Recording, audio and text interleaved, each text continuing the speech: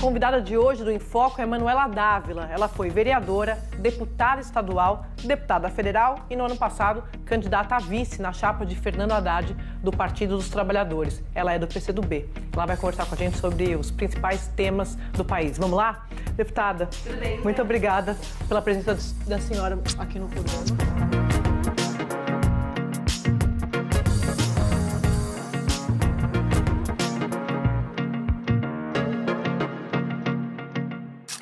Deputada, a senhora é nova, tem 38 anos, mais 15 anos na política, né? Como é que foi esse ingresso na política? É uma coisa que vinha da família no Rio Grande do Sul? Como é que foi? Na verdade, eu tive 15 anos de mandatos, né? Que eu sou militante do PCdoB, já são 22 anos, é mais tempo ainda. Começou antes. Eu não tenho ninguém na minha família que tenha mandatos parlamentares, né? Meu pai é professor universitário, minha mãe é juíza, nenhum dos meus irmãos é militante. Então, assim, foi uma opção minha, pessoal. Na universidade, eu sou jornalista, eu fiz jornalismo e ciências sociais, eu entrei na universidade e logo no início eu decidi me organizar. Comecei fazendo movimento estudantil, fui do centro acadêmico, fui vice-presidente da Uni e logo aos 22 para 23 anos eu me elegi vereadora de Porto Alegre. E depois, deputada estadual? Depois, deputada federal. Já foi direto? Exatamente. Eu fui deputada estadual só depois de 8 anos em Brasília, quando em 2014 eu decidi voltar para o Rio Grande do Sul. Eu tive 8 anos, 2 mandatos em Brasília. E isso, para mim, quando eu olho assim, para a minha vida e para as razões pelas quais eu decidi voltar para o meu estado, ser deputada estadual, militar próxima do movimento social, talvez elas nem sequer tivessem acontecido se eu não tivesse tido 8 anos sendo tão submetida ao volume de violência política e de machismo que eu fui. Imagina, eu cheguei em Brasília com 25 anos e 300 mil votos na minha primeira eleição. Na segunda, eu fiz 500 mil votos. Muito se fala agora das votações das parlamentares da direita, né, ou da extrema-direita. 500 mil votos no Rio Grande do Sul equivale a 11% dos votos do Estado.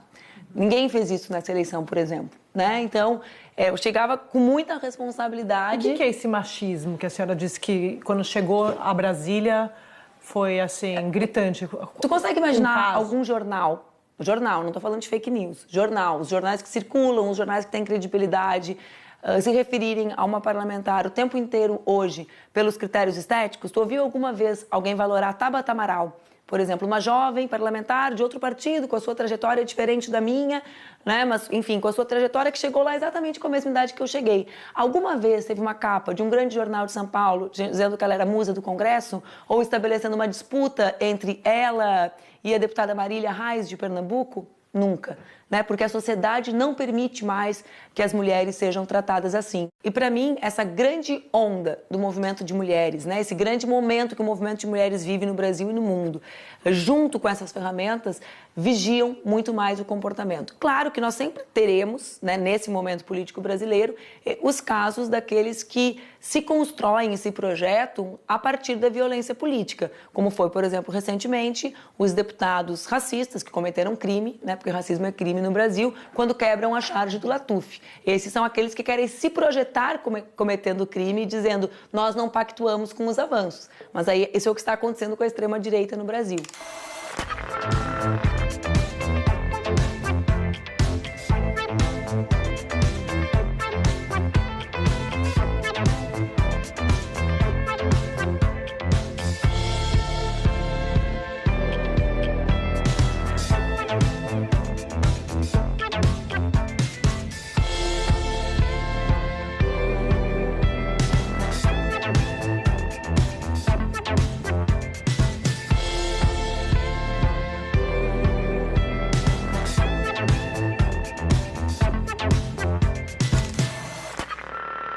Recentemente a senhora divulgou uma carta em resposta a Joyce Hasselmann, que foi uma dessas candidatas que se elegeram na esteira, na onda do presidente Bolsonaro. Ela tem a sua agenda própria, ela rompeu com o grupo do presidente, como a senhora acompanhou, e foi vítima nas redes sociais de muitos ataques, inclusive ataques gordofóbicos, né, deputada? Cenas de machismo explícitos ali nas redes sociais. E a senhora respondeu numa espécie de solidariedade, foi isso? Também, né? Primeiro porque eu acredito que existem critérios para a luta política. Os filhos das pessoas não são envolvidos na disputa política, né? Até na guerra existem regras. Então, sim, também é uma carta de solidariedade. Eu tentei também falar para a deputada Joyce que sim, ela pode impedir que outros filhos de outras mulheres sejam envolvidos na baixaria da política.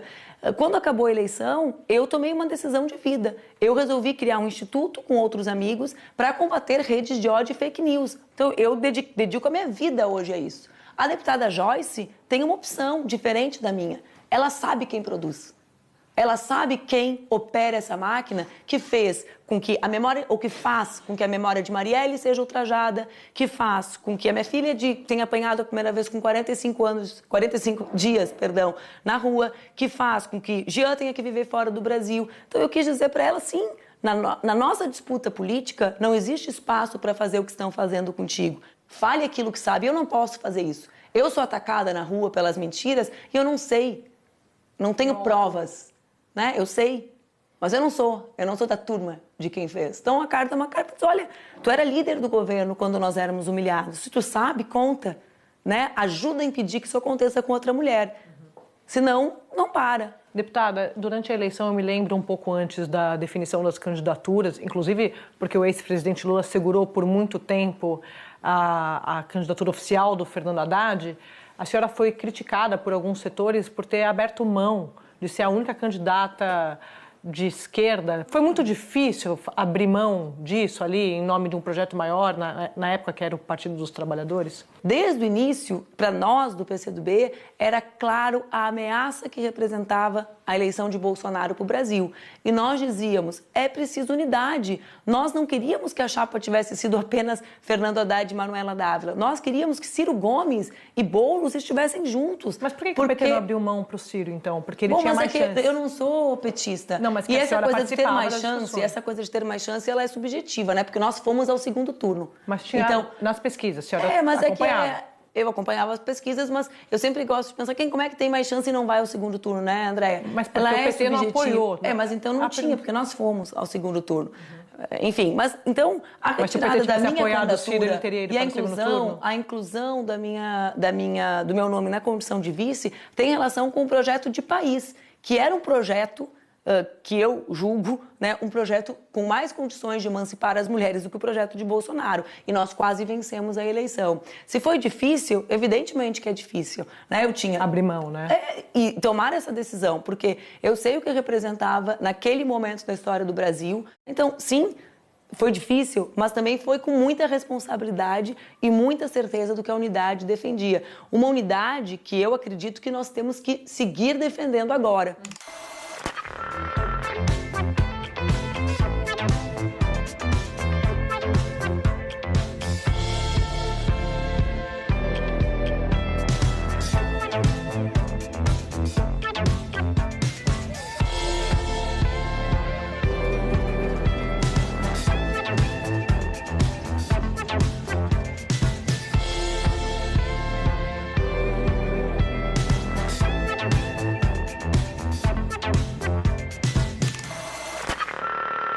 Muita gente dizia durante a eleição que se o PT tivesse aberto mão da cabeça de chapa, apoiado o Ciro ia conseguir derrotar o Bolsonaro. E agora, a senhora falou em continuar unindo daqui para frente, eu pensei, é claro, nas próximas eleições. E aí, para falar do PDT, de Ciro Gomes, para falar do PCdoB da senhora, a impressão que eu tenho, deputada, é que o tempo todo esses partidos eles são apêndices do PT. Por isso que eu pergunto, não está na hora do Partido dos Trabalhadores sair do protagonismo para poder dar chance para essas outras lideranças de esquerda ocuparem espaços? Eu nunca pedi chance para ninguém, né? Eu cheguei até aqui construindo a minha trajetória eleita pelo povo da minha cidade, do meu estado, num outro partido. Então, assim, para mim não existe quem possa impedir lideranças de fazer política. Né? Talvez eu seja uma prova viva disso. Eu tenho 38 anos, 15 anos de mandato.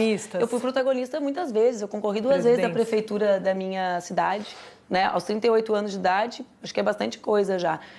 E eu não sou petista, né? O que eu acho? Se a gente não consegue ter candidatos comuns entre os partidos, está na hora da gente ter um movimento em defesa da democracia. Acho que o PT tem que discutir o seu papel, né, na sociedade brasileira, esse negócio, abre mão, não abre mão. O PT é o maior partido dos nossos, é natural que ele queira cumprir o papel. Tem que saber o seu tamanho, acho que sabe, né? Tem que saber que tem o craque do time, mas tem que saber que o jogo que a gente está jogando é um jogo muito importante. E quem é o craque do jogo hoje, a senhora acha, para 2022 no campo da esquerda? E eu tô com a cabeça em 2020, Andréia, e acho que a esquerda e os partidos democráticos também têm que estar. Né? 2022 está muito longe. Né? Esse longo prazo ele só vai ser alcançado com sucesso se nós conseguirmos produzir palanques e processos, né, políticos similares aos da diretas já nos municípios do Brasil na próxima eleição municipal, para criar espaços em que a gente esteja junto conversando com a população, para desobstruir, né, estar à esquerda junto, que para mim esse é o beabá, né, nós estarmos juntos entre nós. Mas é importante a senhora dizer isso porque hoje a esquerda está fragmentada. Então, esse para mim aqui é o óbvio, né, nós estarmos juntos entre nós, buscando ampliar a nossa capacidade de diálogo com a sociedade. Isso tem que ser para 2020, senão 2022 vai ser um projeto distante. O ministro Ciro Gomes veio ao programa e disse que, na avaliação dele, o Bolsonaro é um produto do Partido dos Trabalhadores. A senhora concorda? Não concordo. Eu gosto muito do Ciro, né? Nós fomos colegas juntos no meu primeiro mandato, mas Bolsonaro é um produto da crise que o Brasil vive, uma crise que é global. O Ciro sabe disso, né? Ele é um estudioso da economia. Ele sabe que a crise que o capitalismo vive no mundo é muito profunda. Ele sabe que o capitalismo no mundo tem produzido soluções autoritárias em diversos países, né? Provavelmente ele esteja estudando aquilo que eu me dedico a estudar, que são qual o papel das ferramentas de comunicação, das notícias fraudulentas, das fake news, na construção desses personagens. Então, mas não é um recado para a esquerda, deputada? Eu fico pensando isso, porque a esquerda sempre é cobrada, até a Fernanda Haddad também veio aqui ao programa, e eu perguntei aquela pergunta que a gente sempre faz sobre a autocrítica do Partido dos Trabalhadores, reflexão. A eleição de Bolsonaro não foi um recado para a esquerda de que ela precisa se reorganizar e refletir sobre temas?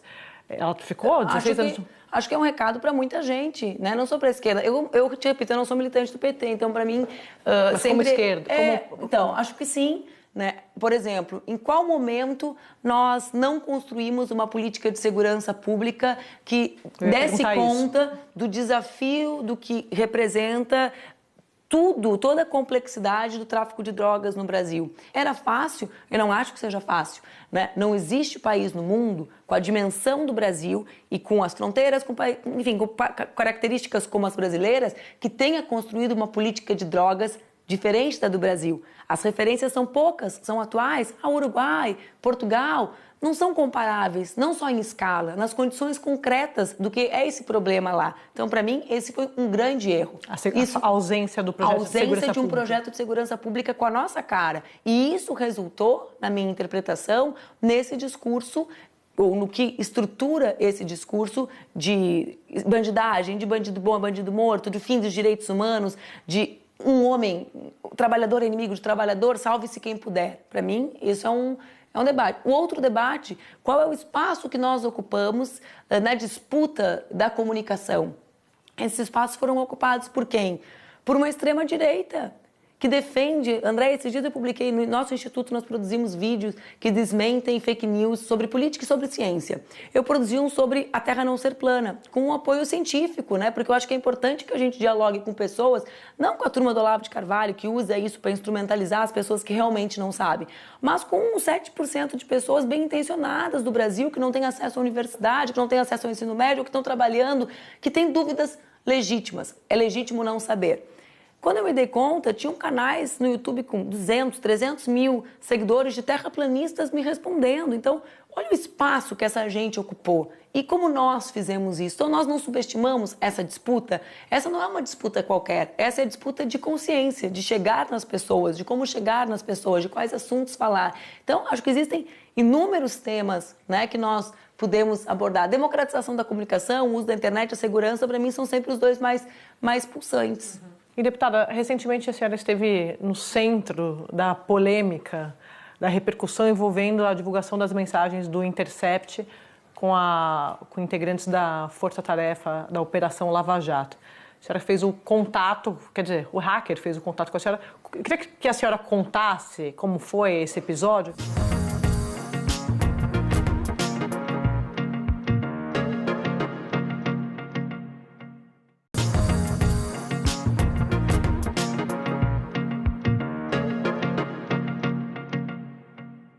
E, deputada, recentemente a senhora esteve no centro da polêmica, da repercussão envolvendo a divulgação das mensagens do Intercept com integrantes da Força Tarefa da Operação Lava Jato. A senhora fez o contato, quer dizer, o hacker fez o contato com a senhora. Eu queria que a senhora contasse como foi esse episódio. Eu vou contar toda a história porque vai esclarecendo os fatos. Eu fui procurada no Dia das Mães, né, primeiro meu celular foi invadido, cronologicamente meu celular foi invadido.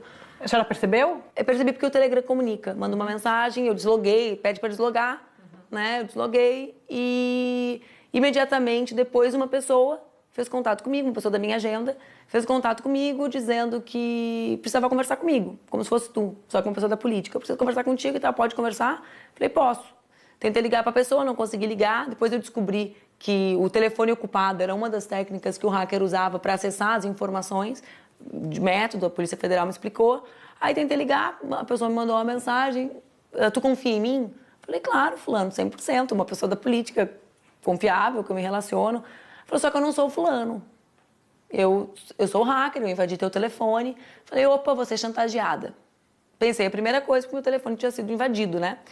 Aí, claro, eu sou mãe, eu sempre fico imaginando que vai ter foto da minha filha, né, no celular, foto da minha filha tomando banho. Quem é mãe tem um pouco de neurose com foto. A minha neurose, pelo menos, são as fotos da minha filha, né? Aí eu falei, opa, peguei meu marido, falei, ó, me presta teu celular que eu vou ligar pro meu advogado, Zé Eduardo Cardoso.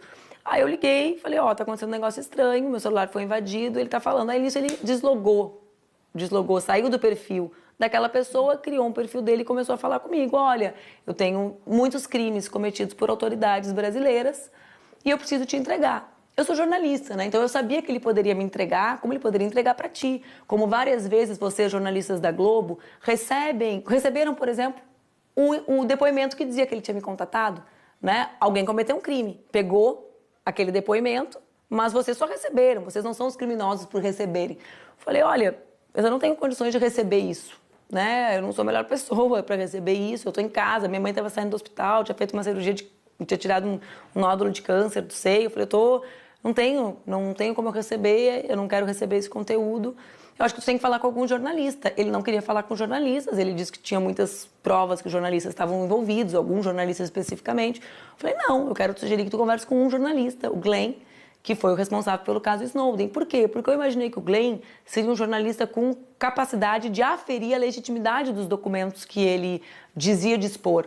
Aí eu liguei pro Glenn, eu tinha o telefone do Glenn porque ele havia me entrevistado na campanha presidencial. Expliquei a situação para eles, que eu queria saber se era legítimo, pelo simples fato de, enfim, porque ele também tinha invadido meu telefone e eu precisava ter, né, saber se era legítimo. E o Glenn topou.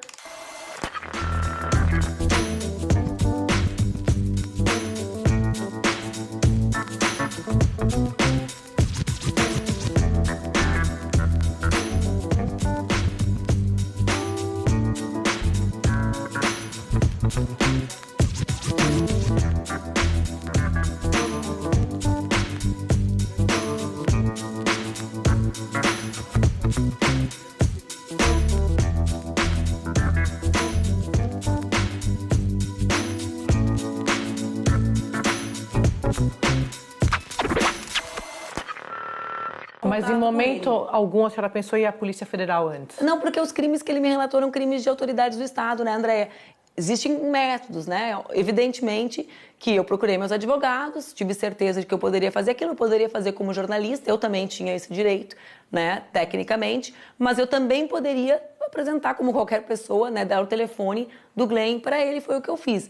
Eu sempre pedi autorização para a polícia, para eu mesma divulgar as conversas, porque elas são abonadoras a polícia ao meu respeito. não deu? Não, porque está em sigilo, né? E eu respeito a investigação policial. A senhora entregou o celular para perícia. Para perícia, mas sem que a polícia tivesse pedido a senhora? Exatamente, foi voluntário, né? Porque eu sou a maior interessada que se esclareça tudo isso. Primeiro, porque eu tenho muita convicção que eu tomei a decisão mais responsável com o Brasil. Né? Eu não tenho nenhuma dúvida disso. A senhora não se arrepende? Em momento algum. Acho que eu fui muito responsável. E como eu sou interessada que a Polícia Federal possa avançar no esclarecimento disso, fui lá voluntariamente, entreguei meu celular para a perícia, né? Acompanhei o processo de perícia com eles. Então, para mim é absolutamente tranquilo. Aliás, os outros poderiam fazer a mesma coisa. Nada melhor do que mostrar sua consciência tranquila a partir de atos e não só de discursos. Né? A senhora acha que o ex-presidente Lula foi solto por conta disso? Eu acho que ele foi, o ambiente mudou depois disso? Ele foi solto porque existem outros avanços de interpretação, de construção da sociedade brasileira. Mas a senhora não vê nenhum tipo de crime cometido pelo ex-presidente? A senhora acha que ele é inocente em todas as acusações? Eu não estudei todos os processos do presidente Lula. E eu defendo que ele seja julgado como defendo que todas as brasileiras e brasileiros sejam julgados, com um juízo justo e condenado se existirem provas. Tudo que eu conheço e que eu vi dos processos que já foram julgados foi político. Não há provas.